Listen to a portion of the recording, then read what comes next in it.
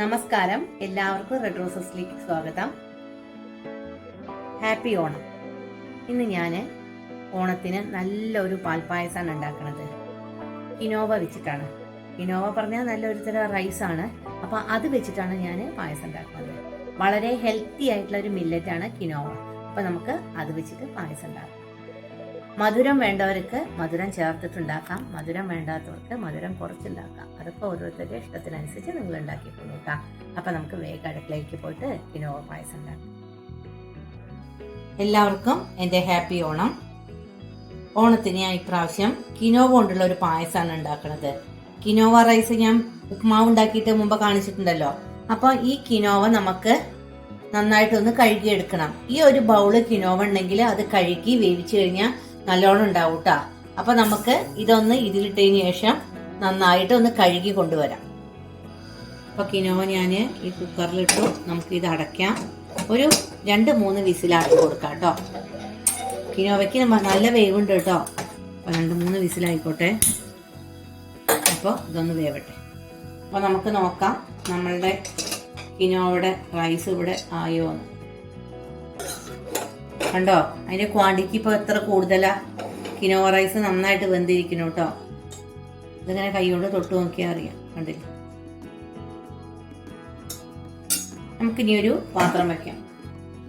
ഞാൻ ഇതിലാണ് കേട്ടോ പായസം ഉണ്ടാക്കുന്നത്. കാരണം എന്താ വെച്ചാൽ ഞങ്ങൾ 2-3 ആളല്ലേ ഉള്ളൂ. അപ്പോൾ ചെറിയ തോതിലേ നമുക്ക് പായസം വേണ്ടു.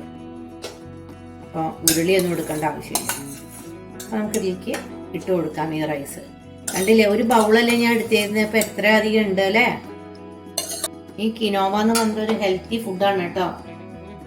ഇതിലേക്ക് നമുക്ക് നമ്മളുടെ ഒരു 6-7 ഗ്ലാസ് പാലുണ്ട്, അതാണ്ട് ഒഴിച്ചു കൊടുക്കാം.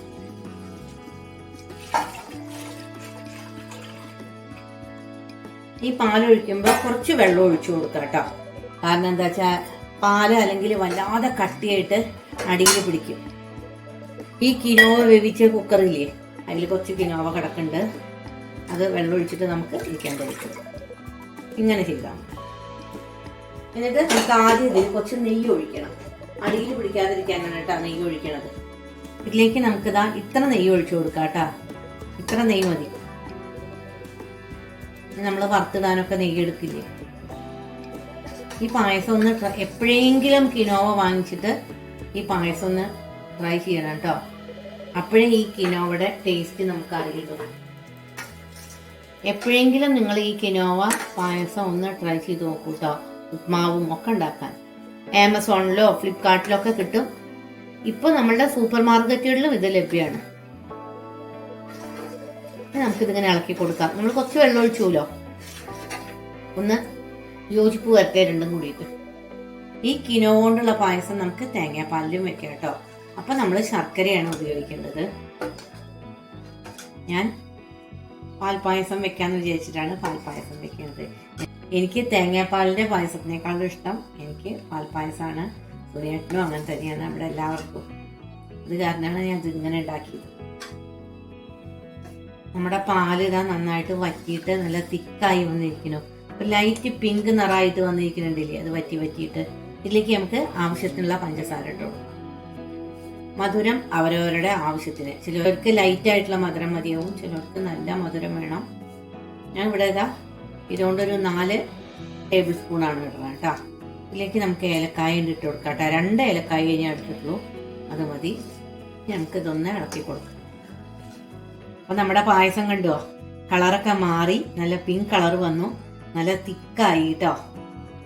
ഇത് മാറ്റി വെച്ചതിന് ശേഷം നമുക്കിതിലെ അണ്ടിപ്പരിപ്പ് മുന്തിരിയൊക്കെ വറുത്തിടാം കേട്ടോ. ഇതിലേക്ക് കുറച്ച് നെയ്യ് ഒഴിക്കാം. ഇത്ര നെയ്യ് മതി കേട്ടോ. ഇതിലേക്ക് അണ്ടിപ്പരിപ്പ് മുന്തിരി ഇട്ട് കൊടുക്കാം.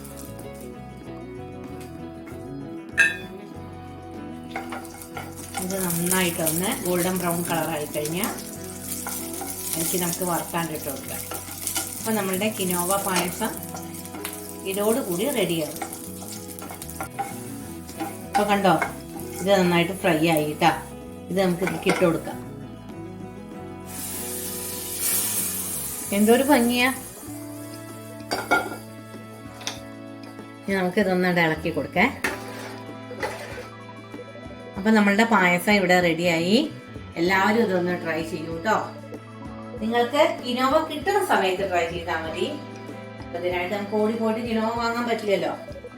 എല്ലാവർക്കും ഈ പായസം പോലെ മധുരമുള്ളതാകട്ടെ ഓണം. നല്ലൊരു ദിവസം ഞാൻ ആശംസിക്കുന്നു. ഒന്നുകൂടി എൻ്റെ ഹാപ്പി ഓണം. നിങ്ങൾക്ക് എൻ്റെ ഈ വീഡിയോ ഇഷ്ടപ്പെട്ടോ? നിങ്ങൾ എൻ്റെ വീഡിയോ ഇഷ്ടപ്പെടുകയാണെങ്കിൽ എല്ലാവരും എന്നെ പ്രോത്സാഹിപ്പിക്കണം. പുതിയ വീഡിയോ ആയിട്ട് എത്രയും പെട്ടെന്ന് നിങ്ങളുടെ മുമ്പിൽ വരാൻ ദൈവം എന്നെ അനുഗ്രഹിക്കട്ടെ. അപ്പോൾ നിങ്ങളെ എല്ലാവർക്കും ഒന്നുകൂടി ഹാപ്പി ഓണം.